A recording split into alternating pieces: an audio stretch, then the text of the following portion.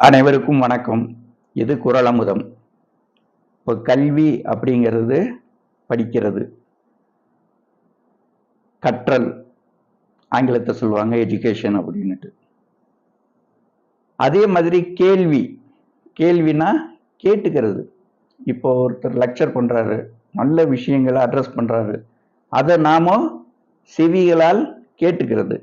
இப்போ செவிகளால் கேட்டுக்கிறது அவ்வளவு சுலபமானது.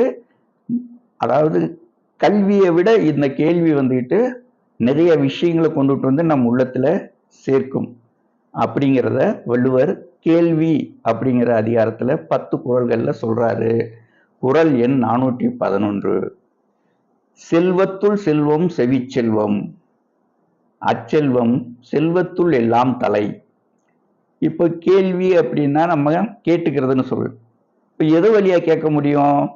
நம்மளுடைய உறுப்புகள்ல எது வழியா கேட்க முடியும்? ஐம்புலன்கள்ல எது வழியா கேட்க முடியும்? செவி வழியா தான் கேட்க முடியும். செவி வழியா கேட்க முடியும். செல்வத்துள் செல்வம் செவிச்செல்வம். நிறைய செல்வங்கள் இருக்குது உலகத்துல.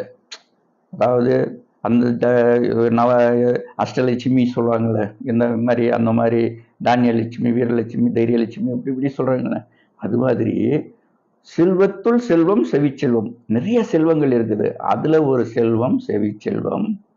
நிறைய செல்வங்கள் இருக்கிறது, அதுல ஒரு செல்வம் செவிச்செல்வம். அச்செல்வம் எச்செல்வம், இந்த செவிச்செல்வம் கேள்வி செல்வம். செல்வத்துள் எல்லாம் தலை.